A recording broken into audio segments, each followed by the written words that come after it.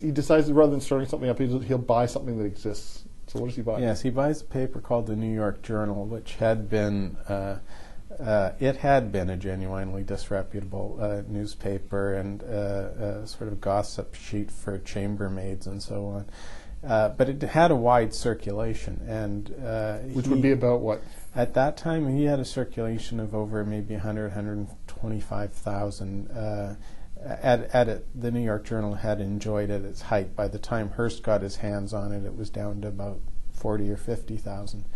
And he bought that, and within a matter of months had it back up to around 150,000.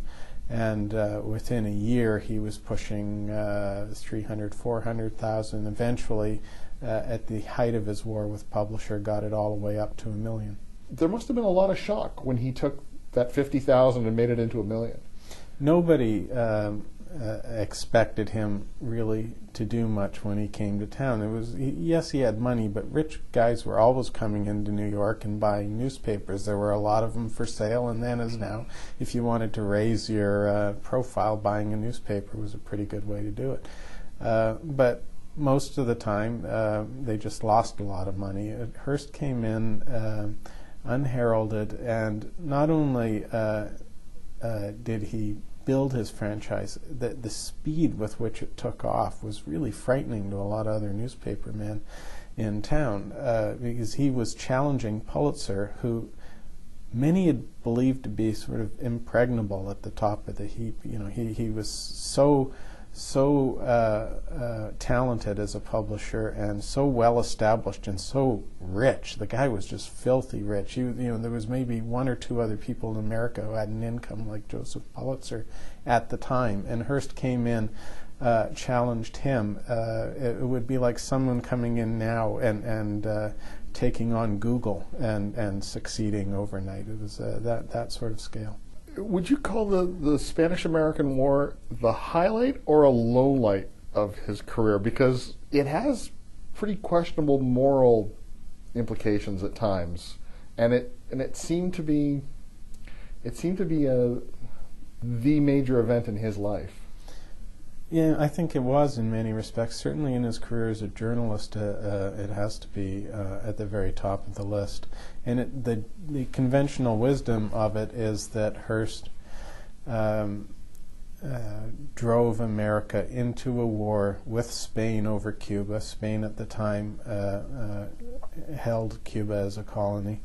And Hearst did this for no other reason than it was selling a lot of newspapers, and he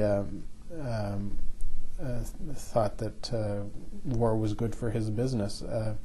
My view of it was that Hearst was interested in Cuba primarily for humanitarian reasons. He had been following the story for 3 years before America got involved. He was deeply concerned for the Cuban people and the suffering that transpired on the island when Spain decided to crack down on the Cubans, trying to put down a rebellion on the island, and a lot of innocent people were suffering. Hearst was very concerned about that, and he was following the story closely long before it was really selling newspapers for him.